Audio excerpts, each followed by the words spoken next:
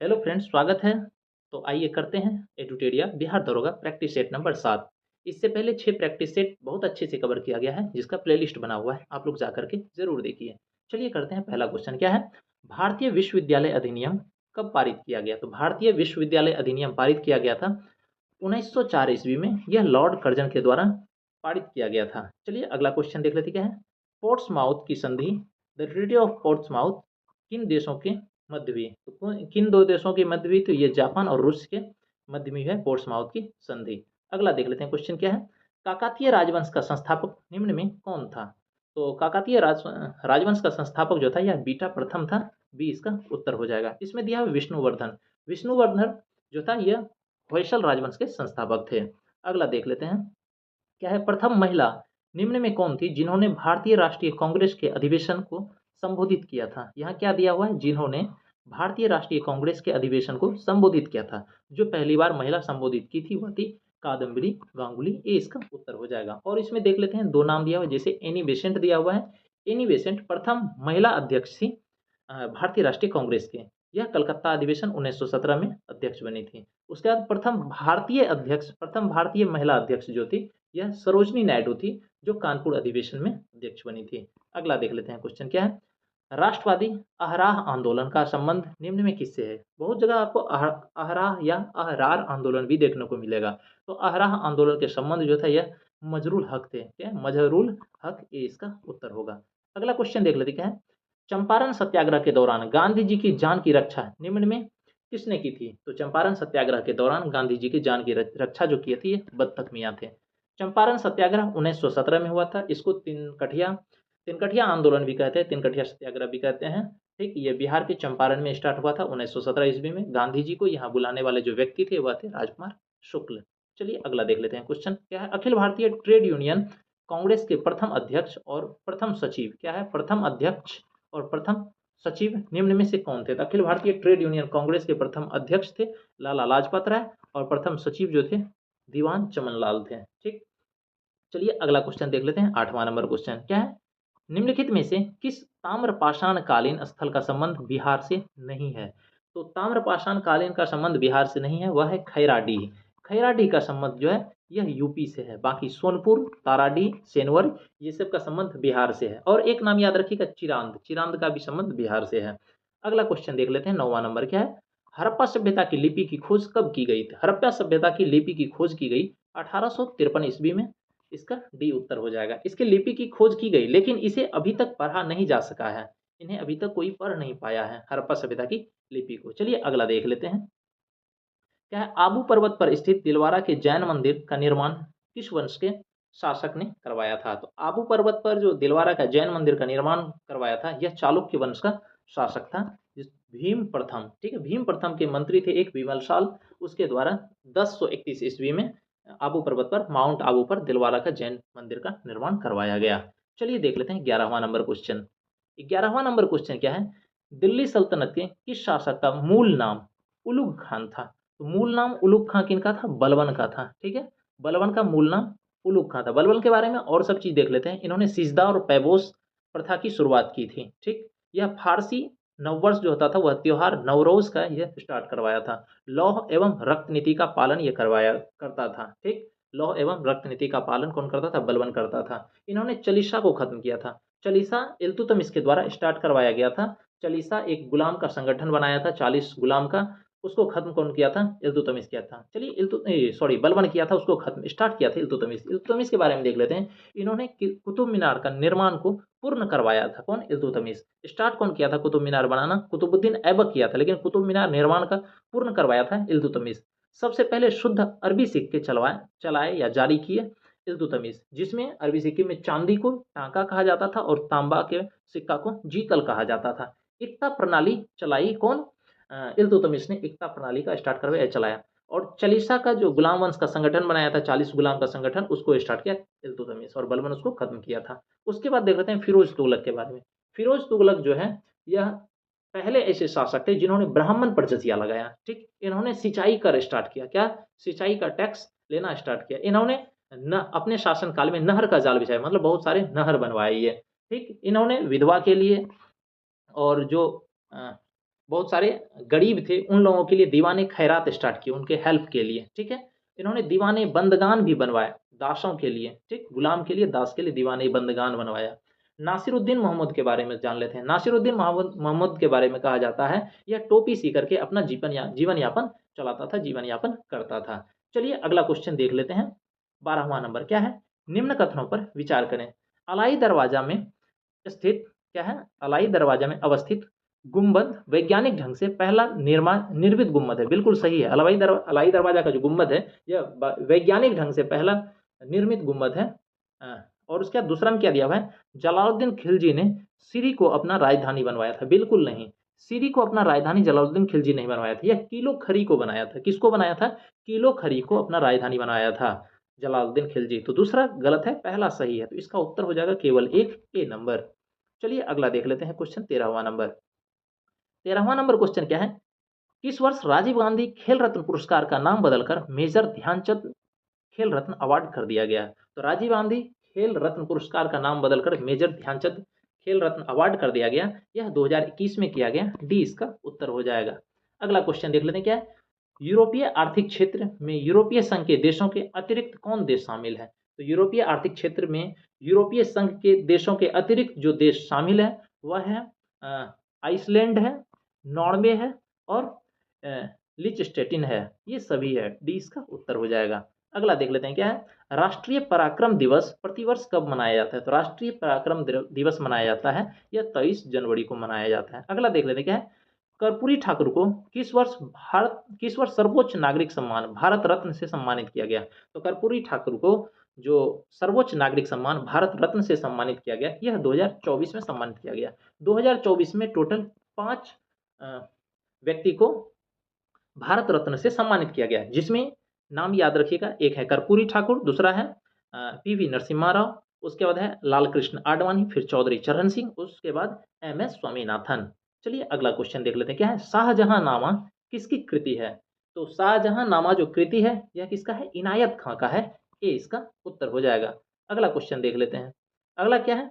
निम्न में से किस इकाई का मूल्य कागजी स्वर्ण या पेपर गोल्ड के रूप में जाना जाता है? तो किसका मूल्य कागजी इकाई या स्वर्ण पेपर गोल्ड के रूप में माना जाता है? तो ये है SDR को माना जाता है गोल्ड पेपर के रूप में। अगला देख लेते हैं क्वेश्चन क्या है? फिलिप्स वक्र दर्शाता है। तो फिलिप्स वक्र कहिए या फिलिप्स कर्व कहिए, ये दर्शाता है मुद्रास्फीति तथा बेरोजगारी को। सी इसका उत्तर हो जाएगा। अगला क्वेश्चन देख लेते हैं, थोड़ा बड़ा कर लेते हैं क्वेश्चन को। क्या कहते हैं? जुड़वा घाटा किसे कहा जाता है? तो जुड़वा घाटा किसे कहा जाता है? यह कहा जाता है राजकोषीय घाटा एवं राजस्व घाटा को जुड़वा घाटा कहा जाता है। ए इसका उत्तर होगा। अगला क्वेश्चन देख लेते हैं 21वां नंबर। 21वां नंबर क्वेश्चन में क्या कह रहा है? भारत में घाटों का वित्त व्यवस्था किस संसाधनों से बढ़ाने हेतु उपयोग की जाती है? तो भारत में घाटों की वित्त व्यवस्था को किस संसाधन से बढ़ाने हेतु उपयोग की जाती है? तो ये उपयोग की जाती है आर्थिक विकास के लिए। ये इसका उत्तर हो जाएगा। क्वेश्चन फिर से समझिएगा क्या है? भारत में घाटों की वित्त व्यवस्था किस संसाधनों को बढ़ाने हेतु उपयोग किया जाता है? तो ये आर्थिक विकास के लिए उपयोग किया जाता है। ये इसका उत्तर हो जाएगा। अगला क्वेश्चन देख लेते हैं। अगला क्या है? सरकार के पूंजीगत प्राप्तियों में निम्न में क्या शामिल है? तो सरकार के पूंजीगत प्राप्तियों में जो शामिल है वह शामिल क्या सब है देख लेते हैं क्या है? ऋण के रूप में प्राप्ति धनराशि ये है। उसके बाद संपत्ति बेचने पर प्राप्ति धनराशि ये भी है। उसे अप्रत्यक्ष कर से प्राप्त धनराशि ये नहीं है। ठीक है, तो इसमें 1 और 2 ये दोनों सही होगा। ए नंबर ऑप्शन। अगला देख लेते हैं 23वां नंबर। 23वां नंबर क्वेश्चन में क्या है? भारत का प्रथम मल्टी मॉडल लॉजिस्टिक पार्क का निर्माण किस राज्य में किया गया? तो भारत का प्रथम मल्टी मॉडल लॉजिस्टिक पार्क का निर्माण जो किया गया यह तमिलनाडु में किया गया। डी इसका उत्तर हो जाएगा। अगला क्वेश्चन देख लेते हैं क्या है? किस संस्थान द्वारा प्रगति 2024 कार्यक्रम का शुभारंभ किया गया? तो प्रगति 2024 का शुभारंभ किया गया, ये केंद्रीय आयुर्वेदिक अनुसंधान परिषद के द्वारा किया गया है। ए इसका उत्तर हो जाएगा। अगला क्वेश्चन देख लेते हैं क्या है? किस सुरंग को देश का सबसे ऊंची सुरंग के रूप में आधिकारिक पहचान मिली है? तो जो सुरंग जिसको सबसे ऊंची सुरंग के रूप में आधिकारिक पहचान मिली है वह कौन सा सुरंग है? वह है सेला सुरंग। कौन सा सुरंग है? सेला सुरंग। सेला सुरंग जो है असम के गुवाहाटी को अरुणाचल प्रदेश के तवांग से जोड़ता है, सेला सुरंग। चलिए अगला देख लेते हैं क्वेश्चन क्या है? भारत का पहला संविधान पार्क का उद्घाटन कहाँ किया गया? तो भारत का पहला संविधान पार्क का उद्घाटन किया गया है पुणे में, बी इसका उत्तर हो जाएगा। अगला क्वेश्चन देख लेते हैं 27वां नंबर। 27वां नंबर क्या है? भारत के प्रथम खगोल पर्यटन अभियान को क्या नाम दिया गया? तो भारत के प्रथम खगोल पर्यटन अभियान को जो नाम दिया गया यह है नक्षत्र सभा, ए इसका उत्तर हो जाएगा। अगला क्वेश्चन देख लेते हैं। अगला क्या है? हाल ही में किस देश के द्वारा 6G डिवाइस लॉन्च किया गया है? तो कौन सा ऐसा देश है जिसके द्वारा 6G डिवाइस लॉन्च किया गया? ये एक ही देश हो सकता है, जापान, यही हमारा उत्तर होगा। अगला देख लेते हैं 29वां नंबर क्वेश्चन। 29वां नंबर क्वेश्चन में क्या है?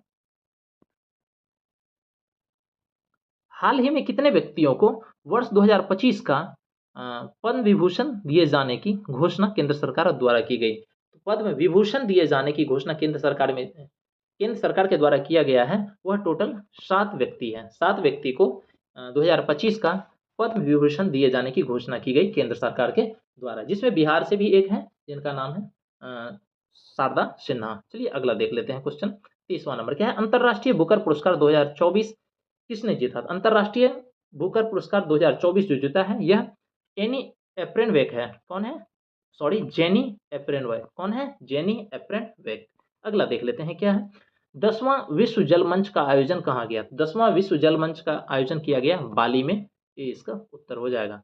अगला क्वेश्चन देख लेते हैं। हाल ही में भारत और किस देश ने चाबहार बंदरगाह के संचालन के लिए 10 साल से अनुबंध हस्ताक्षर किए? तो हाल ही में भारत और किस देश ने चाबहार बंदरगाह के संचालन के लिए 10 लाख के अनुबंध पर हस्ताक्षर किए? तो 10 साल के अनुबंध पर हस्ताक्षर जो किए हैं भारत और ईरान, डी नंबर इसका उत्तर हो जाएगा। अगला देख लेते हैं क्वेश्चन क्या है? विश्व आर्थिक मंच के यात्रा एवं पर्यटन विकास सूचकांक 2024 में भारत का रैंकिंग क्या है? तो विश्व आर्थिक मंच के यात्रा एवं पर्यटन विकास सूचकांक 2024 में भारत का रैंकिंग जो है यह 39वां है, डी इसका उत्तर हो जाएगा। अगला क्वेश्चन देख लेते हैं क्या है? कौन सा देश भारत की रुपे सेवा की शुरू करने की घोषणा की है? तो ऐसा कौन सा देश है जो भारत की रुपे सेवा की शुरू करने की घोषणा की है? यह है मालदीव, ए इसका उत्तर हो जाएगा। अगला क्वेश्चन देख लेते हैं क्या है? हाल ही में सुप्रीम कोर्ट बार एसोसिएशन का अध्यक्ष किसे बनाया गया? तो सुप्रीम कोर्ट बार एसोसिएशन का अध्यक्ष बनाया गया है कपिल सिब्बल को, ए इसका उत्तर होगा। अगला क्वेश्चन देख लेते क्या है? अमृत भारत स्टेशन योजना के तहत बिहार में कितने रेलवे स्टेशनों का पुनर्विकास के लिए आधारशिला रखी गई? तो अमृत भारत स्टेशन योजना के तहत बिहार के कितने रेलवे स्टेशनों को के पुनर्विकास के लिए आधारशिला रखी गई? तो यह 33 स्टेशन के लिए आधारशिला रखी गई। अगला देख लेते हैं क्या है? किस टाइगर रिजर्व के पास दुनिया की सबसे पहली ब्लैक टाइगर सफारी, क्या है? ब्लैक टाइगर सफारी की स्थापना की जाने की योजना बनाई गई है? तो ऐसी कौन सा टाइगर रिजर्व है? यह है सिमलीपाल टाइगर रिजर्व, सी इसका उत्तर हो जाएगा। सिमलीपाल टाइगर रिजर्व जो है यह उड़ीसा में है। बाकी और सब के बारे में देखते हैं, जैसे कान्हा है, कान्हा टाइगर रिजर्व मध्य प्रदेश में है, जिम कॉर्बेट उत्तराखंड में है, सिमलीपाल उड़ीसा में है और बांदीपुर टाइगर रिजर्व जो है यह कर्नाटक में है। चलिए अगला क्वेश्चन देख लेते हैं क्या है? हाल ही में चीन द्वारा भारत के किस राज्य में 30 स्थानों का नाम बदला गया है? तो चीन के द्वारा जो भारत के 30 स्थानों का नाम बदला गया है वह कौन सा राज्य है? वह है अरुणाचल प्रदेश। चीन जो है अरुणाचल प्रदेश को अपना दक्षिणी तिब्बत कहता है। ठीक, चलिए अगला देख लेते हैं 39वां नंबर। 39वां नंबर क्या है? 16वां विश्व भविष्य ऊर्जा शिखर सम्मेलन कहाँ संपन्न हुआ? तो 16वां विश्व भविष्य ऊर्जा शिखर सम्मेलन जो संपन्न हुआ यह हुआ है अबू धाबी में, डी इसका उत्तर हो जाएगा। 40वां नंबर क्वेश्चन देख लेते हैं क्या है? वर्ष 2024 में भारतीय वायुसेना का सबसे बड़ा अभ्यास गगन शक्ति कहाँ संपन्न हुआ? तो गगन शक्ति संपन्न हुआ है जैसलमेर में, बी इसका उत्तर हो जाएगा। अगला देख लेते हैं 41वां नंबर क्वेश्चन। 41वां नंबर क्वेश्चन क्या है?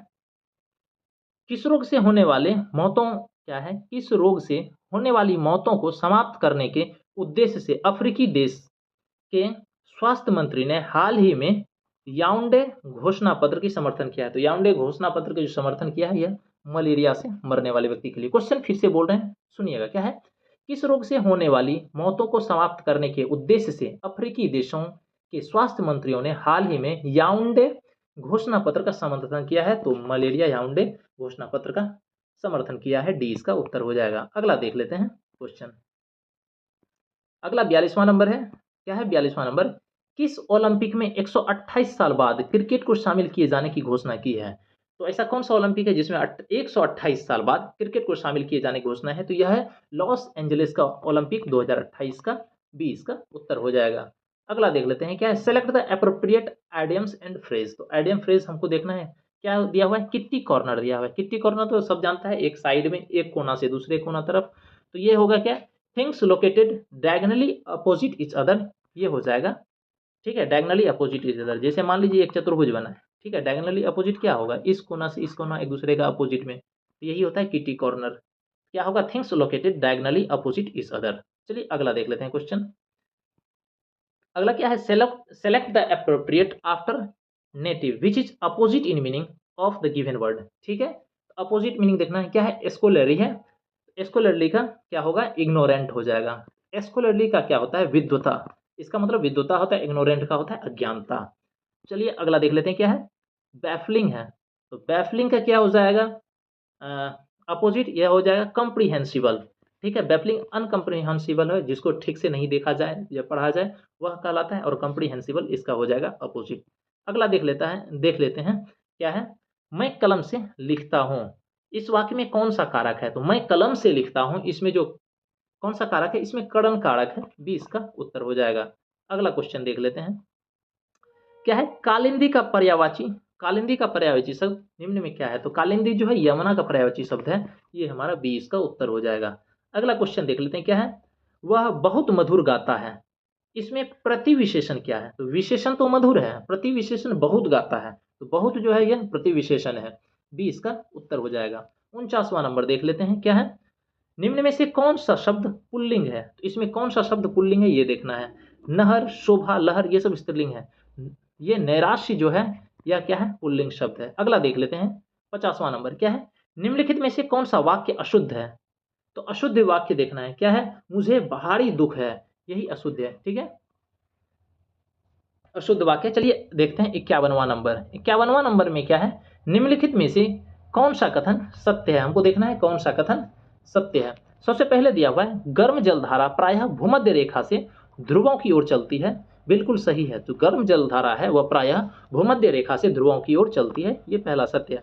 दूसरा है, ठंडी जलधारा उच्च अक्षांशों से निम्न अक्षांशों की ओर बहने वाली जलधारा है, बिल्कुल सही है, वो उच्च से क्या कहते हैं, निम्न अक्षांश की तरफ बहने वाली जलधारा है, ठंडी जलधारा है। तीसरा क्या है, कार्लोसिस बल जो होता है, क्या है, कार्लियोसिस बल जो होता है, इसका प्रभाव जो है जलधारा के उत्तरी गोलार्ध में अपनी बाईं ओर और तथा दक्षिणी गोलार्ध में अपनी दाईं ओर, ये गलत है, यह जलधारा के उत्तरी गोलार्ध में अपनी दाईं ओर होगा यहाँ पर, ठीक है, और दक्षिणी गोलार्ध में अपनी बाईं ओर प्रभावित होती है होगा, तो ये उल्टा लिखा हुआ है, तो तीसरा ऑप्शन जो है यह गलत है, इसका जो सही है 1 और 2 है, ए नंबर ऑप्शन हो जाएगा।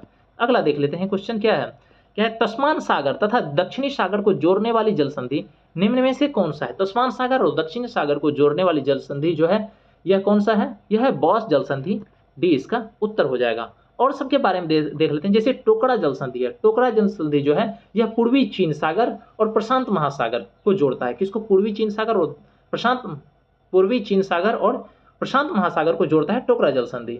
दूसरा है कुक जल संधि, कुक जल संधि दक्षिण प्रशांत महासागर तस्मान सागर को जोड़ता है, ठीक है। उसके बाद मैगलन जल संधि, मैगलन जल संधि जो है वह प्रशांत महासागर और दक्षिण अटलांटिक महासागर को जोड़ता है, मैगलन जल संधि, ठीक है। तस्मान सागर और दक्षिणी सागर को कौन जोड़ता है, बॉस जल संधि, डी इसका उत्तर हो जाएगा। अगला क्वेश्चन देख लेते हैं 53वां नंबर, क्या है, कितने प्रतिशत लवणता के खारे जल को सीमांकित करने की उच्च सीमा माना गया है, मतलब कितने प्रतिशत लवणता के खारे जल को सीमांकित करने का उच्च सीमा माना गया है, तो यह माना गया है कितने प्रतिशत को, यह हो जाएगा 24.70% को, डी इसका उत्तर हो जाएगा। अगला देख लेते हैं 54वां नंबर, क्या है, निम्नलिखित में से कौन एशिया की सबसे बड़ी मीठे पानी की गोखुर झील है, तो एशिया की सबसे बड़ी मीठे पानी की गोखुर झील है, यहाँ गोखुर लिखा हुआ है तो कांवड़ झील मार दीजिएगा, कांवड़ झील कहाँ पर है, बिहार में है, ठीक है, यह बिहार का पहला रामसर स्थल है कांवड़ झील। बाकी और सब देखते हैं, जैसे वुलर झील दिया हुआ है, वुलर झील कहाँ पर है, जम्मू कश्मीर में है। उसके बाद भोजताल झील दिया हुआ है, तो भोजताल झील मध्य प्रदेश में है, और नक्की झील दिया हुआ है, नक्की झील कहाँ पर है, राजस्थान में है। बाकी मीठे पानी की गोखुर झील जो है एशिया की सबसे बड़ी, वह कांवड़ झील है, या बिहार में, बिहार का पहला रामसर स्थल भी है। अगला देख लेते हैं 55वां नंबर क्वेश्चन, क्या है, तंबाकू की पत्तियों को सुखाने की प्रक्रिया को क्या कहा जाता है, तंबाकू की पत्तियों को सुखाने की प्रक्रिया को कहा जाता है क्यूरिंग, ये इसका उत्तर हो जाएगा। अगला क्वेश्चन देख लेते हैं 56वां नंबर, क्या है, देश में पहला लौह इस्पात कारखाना कब स्थापित किया गया? तो देश में पहला लौह इस्पात कारखाना जो स्थापित किया गया यह 1874 ईस्वी में किया गया। ये इसका उत्तर हो जाएगा। अगला क्वेश्चन देख लेते हैं, निम्नलिखित में से कौन सा उष्णकटिबंधीय घास का मैदान नहीं है? तो जो उष्णकटिबंधीय घास का मैदान नहीं है वह है पैम्पास। ये इसका उत्तर हो जाएगा। चलिए देख लेते हैं कौन कौन सा घास का मैदान कहाँ पर है। तो पैम्पास जो है वह कहाँ है? अर्जेंटीना में। सवाना कहाँ पर है? यह है अफ्रीका में। उसके बाद क्या है? कंपोज है। कंपोज जो है यह ब्राजील में पाया था और लानोस जो है यह वेनेजुएला में है। ठीक, चलिए अगला क्वेश्चन देख लेते हैं। 58वां नंबर, क्या है? वर्ष 2011 के जनगणना के अनुसार सर्वाधिक दशकीय वृद्धि वाले केंद्र शासित प्रदेश कौन सा है?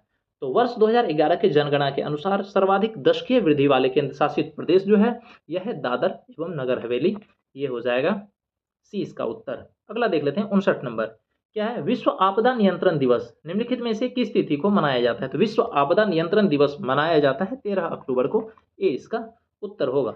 अगला क्वेश्चन देख लेते हैं 60वां नंबर, क्या है? कावला वन्यजीव अभ्यारण्य निम्नलिखित में से किस राज्य में स्थित है? तो कावला वन्यजीव अभ्यारण्य जो है यह स्थित है तेलंगाना में। तेलंगाना में ही है कावला। और पाखल वन्यजीव अभ्यारण्य भी कहाँ पर है? तेलंगाना में। कौन सा? पाखल वन्यजीव अभ्यारण्य तेलंगाना में है और कावला वन्यजीव अभ्यारण्य ये भी तेलंगाना में है। मध्य प्रदेश में कान्हा किसली है, पंचमढ़ी है। महाराष्ट्र में है तानसा है, बोरीवली है। उत्तराखंड में राजाजी है, जिम कॉर्बेट है। ठीक है, चलिए अगला देख लेते हैं। 61वां नंबर क्वेश्चन देख लेते हैं, क्या है? निम्नलिखित में से किस अधिनियम या एक्ट के तहत, क्वेश्चन सुनिएगा ध्यान से, क्या है? निम्नलिखित में से किस अधिनियम या एक्ट के तहत कलकत्ता की सरकार को बंगाल, बिहार और उड़ीसा के लिए विधि बनाने का अधिकार प्रदान किया गया? ठीक है, क्या है? फिर से सुनिएगा।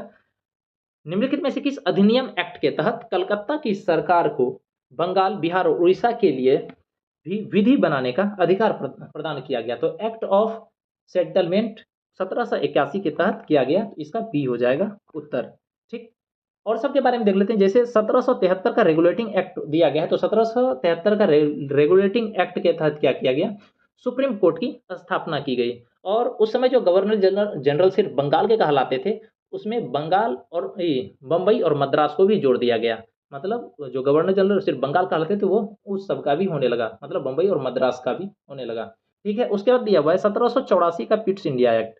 ये 1784 का पिट्स इंडिया एक्ट में जो है इसमें बोर्ड ऑफ कंट्रोल और बोर्ड ऑफ डायरेक्टर की स्थापना किया गया। ठीक है, और उसके बाद दिया हुआ है 1793 का चार्टर अधिनियम। तो 1793 का चार्टर अधिनियम में क्या किया गया? जो कर्मचारी था कंपनी का, ठीक है, उसको सैलरी दिया जाने लगा भारतीय राजस्व से। ठीक है, जो भारतीय राजस्व होता था उसी से उन लोगों को सैलरी दिया जाने लगा। ठीक है, इसका निर्णय किया गया, फैसला किया गया। चलिए अगला देख लेते हैं 62वां नंबर, क्या है?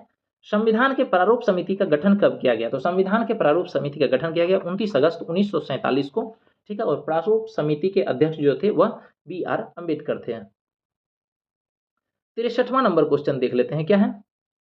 भारतीय संविधान में राष्ट्रपति के निर्वाचन मंडल की व्यवस्था निम्नलिखित में से किस संविधान से लिया गया है? तो भारतीय संविधान में राष्ट्रपति के निर्वाचन मंडल की जो व्यवस्था ली गई है यह ली गई है आयरलैंड के संविधान से। कहाँ से ली गई है? यह आयरलैंड के संविधान से लिया गया। और यहीं से क्या सब लिया गया है? यहीं से राज्य के नीति निदेशक तत्व लिया गया है, जिसको डीपीएसपी कहते हैं।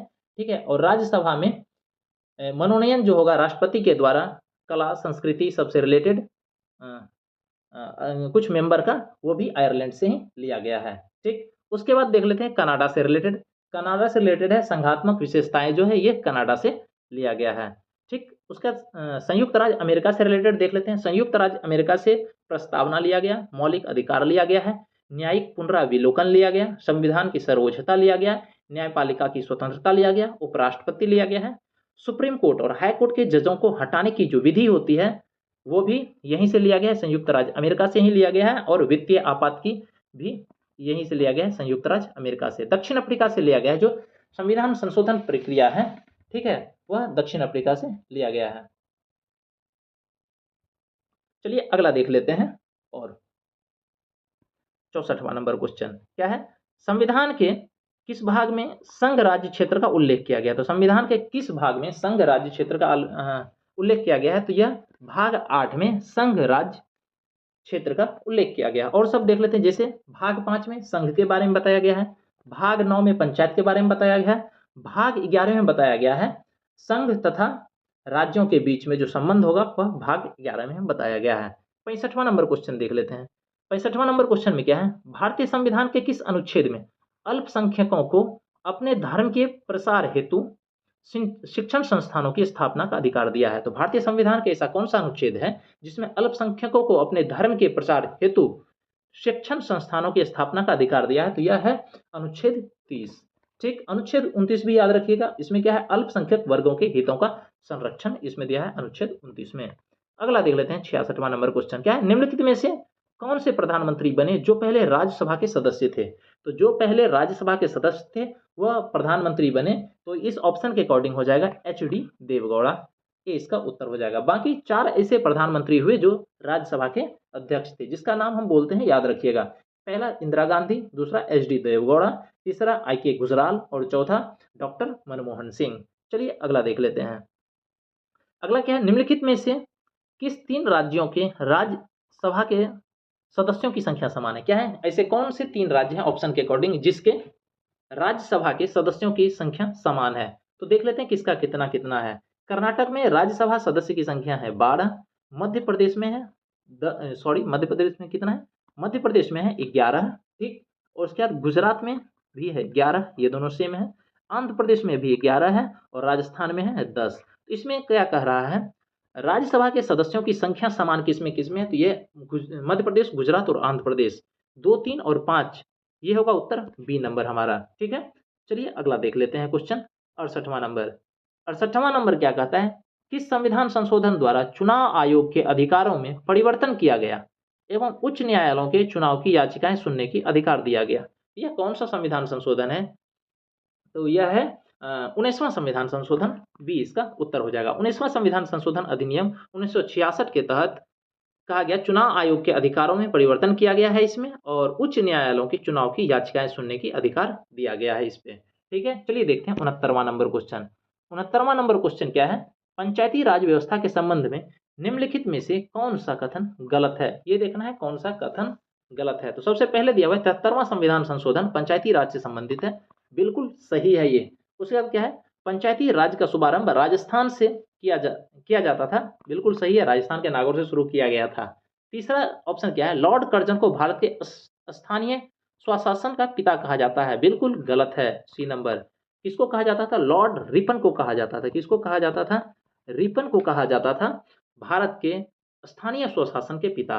ठीक है, उसके बाद क्या है, पंचायत का सदस्य बनने के लिए न्यूनतम 21 वर्ष होना है, बिल्कुल सही है। तो एक ऑप्शन गलत है इसमें, यही सी हमारा उत्तर हो जाएगा। चलिए अगला देख लेते हैं 70वां नंबर क्वेश्चन क्या है, राष्ट्रपति, प्रधानमंत्री, उपराष्ट्रपति के निधन पर संपूर्ण देश में राष्ट्रीय ध्वज को कितने दिनों तक झुका दिया जाता है?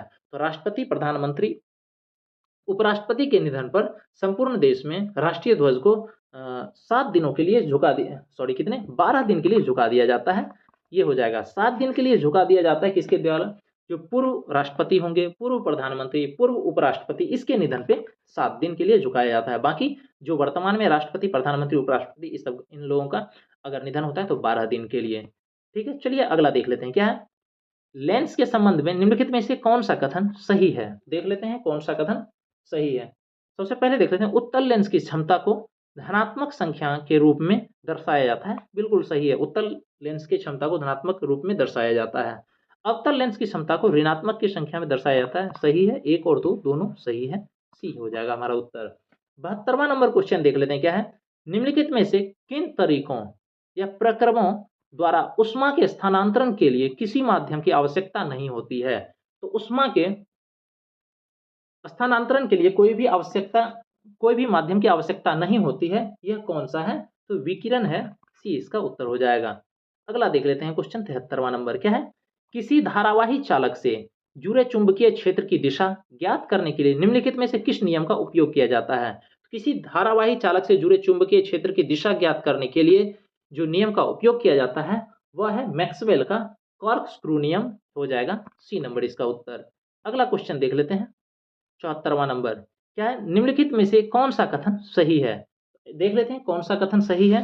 सबसे पहले दिया हुआ है रोलिंग घर्षण, क्या है, रोलिंग घर्षण और सर्पी घर्षण से अधिक होती है। क्या है, रोलिंग घर्षण रोलिंग फ्रिक्शन और सर्पी घर्षण किसको, स्लाइडिंग फ्रिक्शन को कहा जाता है? तो नहीं, स्लाइडिंग फ्रिक्शन अधिक होता है, रोलिंग फ्रिक्शन कम होता है। तो पहला गलत हो जाएगा, मतलब रोलिंग घर्षण कम होता है, सर्पी घर्षण अधिक होता है। दूसरा क्या है, द्रवों पर लगाए गए घर्षण बल को कर्षण कहा जाता है, मतलब ड्रैग कहा जाता है। तो द्रवों पर लगाए गए घर्षण को कर्षण कहा जाता है, बिल्कुल सही है, यही हमारा उत्तर हो जाएगा, केवल 2 जो सही है। 75वां नंबर देख लेते, क्या है, ध्वनि तरंगे का उत्पादन और संरक्षण के अध्ययन को क्या कहा जाता है? तो ध्वनि तरंगों के उत्पादन और संरक्षण के अध्ययन को कहा जाता है अकॉस्टिक्स कहा जाता है, डी इसका उत्तर हो जाएगा। 76वां नंबर क्वेश्चन देख लेते हैं। 76वां नंबर क्वेश्चन क्या है, टोकामक टोकामक नामक उपकरण निम्नलिखित में से किस प्रकार के ईंधन से संबंधित है? तो टोकामक जो है यह किस प्रकार के ईंधन से है? तो यह है परमाणु ईंधन से संबंधित है। फिर से क्वेश्चन सुनिए, क्या है, टोकामक नामक उपकरण जो है यह किस प्रकार के ईंधन से संबंधित है? तो यह परमाणु ईंधन से संबंधित है। चलिए देखते हैं 77वां नंबर क्वेश्चन। 77वां नंबर क्वेश्चन क्या है, निम्नलिखित में से किस प्रक्रिया द्वारा अर्ध परागम्य झिल्ली के माध्यम से जल जल पर बल लगाकर दूषित पदार्थों को बाहर निकाल देता है? क्वेश्चन फिर से सुनिए, क्या है, निम्नलिखित में से किस प्रक्रिया द्वारा अर्धपारगम्य झिल्ली के माध्यम से जल पर बल लगाकर दूषित पदार्थों को बाहर बाहर कर दिया जाता है? तो यह है उत्क्रम परासरण, ये हो जाएगा उत्तर सी नंबर। अगला देख लेते हैं, क्वेश्चन क्या है, रदरफोर्ड के परमाणु मॉडल के संदर्भ में निम्नलिखित में से कौन सा कथन सत्य नहीं है? तो रदरफोर्ड के परमाणु मॉडल के संदर्भ में जो कथन सत्य नहीं है वह सबसे पहला देख लेते हैं, क्या है, नाभिक का आकार परमाणु के आकार की तुलना में काफी ज्यादा होता है, यही गलत है, ये सही नहीं है, हमारा उत्तर यही हो जाएगा। चलिए अगला देख लेते हैं 79वां नंबर, क्या निम्नलिखित में से कौन सी मिश्र धातु तांबे और जस्ते से बनी हुई है? तो तांबे और जस्ते से कौन बनी हुई है, ये देख लेते हैं, एक मिनट। तांबे और जस्ते से जो बनी हुई है ये क्या है, ये है डच धातु जो है, यह तांबे और जस्ते से बने हुए हैं। डच मिश्र धातु जो है ये तांबे और जस्ते से बने। और सबके बारे में देख लेते, जैसे दिया हुआ है मैग्नेलियम, मैग्नेलियम जो है अल्युमिनियम और मैग्नीशियम से बना हुआ है। रोल्ड गोल्ड दिया हुआ है, तो रोल्ड गोल्ड जो होता है यह कॉपर और अल्युमिनियम से बना हुआ होता है। मोनल धातु है, मोनल धातु निकल और कॉपर से मिलकर के बना हुआ है। बाकी जो धातु तांबे और जस्ते से बना हुआ है वह है डच धातु। अगला क्वेश्चन देख लेते हैं 80वां नंबर, क्या निम्नलिखित में से कौन सा सिलिकॉन डाइऑक्साइड का एक गुण है? तो सिलिकॉन डाइऑक्साइड का जो एक गुण है यह क्या है, यह एक गुण देख लेते हैं क्या है, इसका गलनांक उच्च होता है। क्या है, सिलिकॉन डाइऑक्साइड का जो गुण होता है तो इसका गलनांक उच्च होता है, इसमें यही सही है। चलिए अगला देख लेते हैं 81वां नंबर, क्या है, निम्नलिखित में से कौन सा पोटेशियम लवण एक खनिज पूरक है? क्या है, पोटेशियम लवण एक खनिज पूरक है जिसका उपयोग रक्त पोटेशियम के निम्न स्तरों के उपचार या रोकथाम के लिए किया जाता है? तो पोटेशियम लवण एक खनिज पूरक है जिसका उपयोग रक्त के पोटेशियम के निम्न स्तर के उपचार की रोकथाम के लिए किया जाता है। यह क्या है, पोटेशियम क्लोराइड है, ये इसका उत्तर हो जाएगा। अगला देख लेते हैं 82वां नंबर क्वेश्चन, क्या कहता है, वह प्रक्रिया जिसमें धातुओं को उसके अयस्कों द्वारा गलनांक बिंदु से अधिक गर्म करके निष्कर्षण किया जाता है क्या कहलाता है? क्वेश्चन फिर से समझिएगा, क्या है, वह प्रक्रिया जिसमें धातुओं को उसके अयस्कों द्वारा गलनांक बिंदु से अधिक गर्म करके निष्कर्षण किया जाता है वह कहलाता है प्रगलन, बी इसका उत्तर हो जाएगा। अगला है क्या है, एल्डिहाइड समूह का रासायनिक सूत्र क्या होता है? तो एल्डिहाइड समूह होता है वह CHO से होता है, यही हमारा डी उत्तर हो जाएगा। ठीक, अगला देख लेते हैं क्वेश्चन 84वां नंबर, क्या निम्नलिखित में से किसकी उपस्थिति का कारण पीतल का रंग हवा में फीका पड़ जाता है? तो पीतल का रंग हवा में फीका पड़ जाता है हाइड्रोजन सल्फाइड के कारण, इसका बी हो जाएगा उत्तर।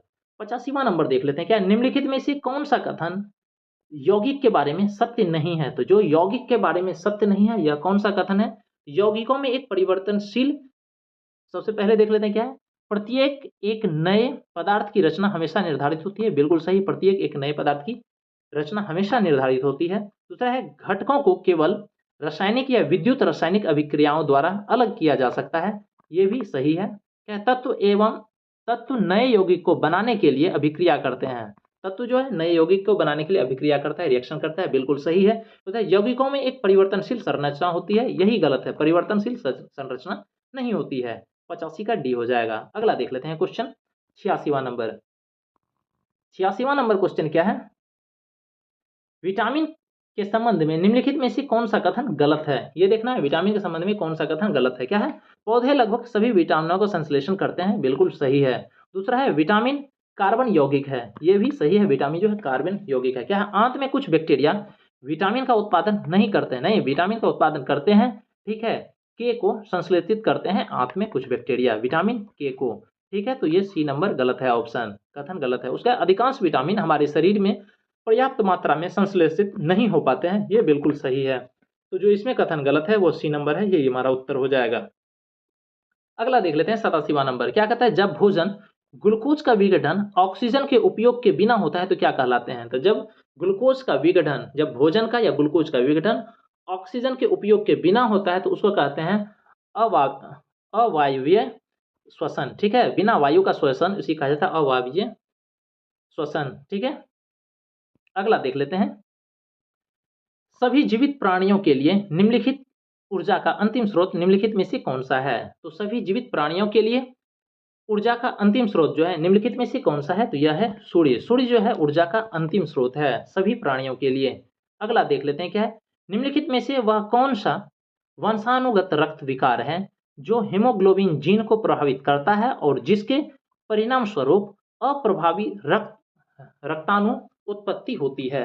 क्वेश्चन फिर से सुनिएगा। 89वां नंबर। क्या है? निम्न में से वह कौन सा वंशानुगत रक्त विकार है जो हीमोग्लोबिन जीन को प्रभाव करता है और जिसके परिणाम स्वरूप अप्रभावी रक्ताणु उत्पत्ति होती है? तो यह होता है थैलेसीमिया की उत्पत्ति से, ठीक है। यह जो वंशानुगत विकार है वह क्या है? थैलेसीमिया, ये इसका उत्तर हो जाएगा। अगला देखते हैं 90 नंबर। क्या है? निम्नलिखित में से कौन सा रोग कवक के कारण होता है? तो कवक के कारण जो होता है यह होता है दाद, सी इसका उत्तर हो जाएगा। बाकी और सब देख लेते हैं। तपेदिक दिया हुआ है, टीबी यह जीवाणु से होता है, हैजा जो ये भी जीवाणु से होता है। अगला देख लेते हैं। क्वेश्चन क्या है? 91 नंबर। निम्नलिखित में से कौन सा महिलाओं में प्राथमिक यौन अंग है? जो प्राथमिक यौन अंग है महिलाओं में यह है अंडाशय, सी इसका उत्तर होगा। अगला क्वेश्चन देख लेते हैं। क्या कोशिका में भरे जाने वाले तरल पदार्थ मैट्रिक्स को क्या कहते हैं? तो कोशिका में भरे जाने वाले तरल पदार्थ मैट्रिक्स को कहा जाता है साइटोप्लाज्म, सी इसका उत्तर हो जाएगा, ठीक है। अगला देख लेते हैं क्वेश्चन 93 नंबर। क्या है? निम्नलिखित में से कौन सा जटिल स्थायी पादप उत्तक है? तो जटिल स्थायी पादप उत्तक जो है यह है जाइलम, इसका ए उत्तर हो जाएगा। 94 नंबर क्वेश्चन देख लेते हैं। क्या है? निम्नलिखित में से कौन सा कोशिकांग अंतः कोशिकीय परिवहन के लिए मार्ग और निर्माण सतह दोनों के रूप में कार्य करता है? तो कोशिकीय परिवहन के लिए मार्ग और निर्माण सतह दोनों के रूप में कार्य करता है। तो ये कौन है? यह है एंडोप्लाज्मिक रेटिकुलम। कौन है? Endoplasmic reticulum. ये क्या करता है? इसमें परिवहन और मार्ग दिया हुआ है। ये डिस्ट्रीब्यूट करता है मटेरियल को, जो प्लांट में होता है या फिर सेल में होता है, सॉरी जो सेल में होता है, कोशिका में होता है, उसका मटेरियल को डिस्ट्रीब्यूट करता है, इसीलिए इसको परिवहन के लिए मार्ग का निर्माण सतह कहा गया है, ठीक है। उसके बाद गोल्जिकाय के बारे में जान लेते हैं। यह क्या करता है? स्टोर करता है और प्रोसेस करता है जो भी मटेरियल होता है, स्टोरेज और प्रोसेसिंग इसका है। इसको सुसाइटल बैग, आत्मघाती थैली कहते हैं। इसको लाइसोसोम को, माइटोकॉन्ड्रिया को पावर हाउस कहा जाता है, ठीक है। 95 नंबर क्वेश्चन देख लेते हैं। क्या है? जटिल खाद्य पदार्थ किसकी सहायता से सरल पदार्थों में टूट जाता है? तो जटिल खाद्य पदार्थ जो है यह सरल पदार्थों में टूट जाता है एंजाइम के सहायता से।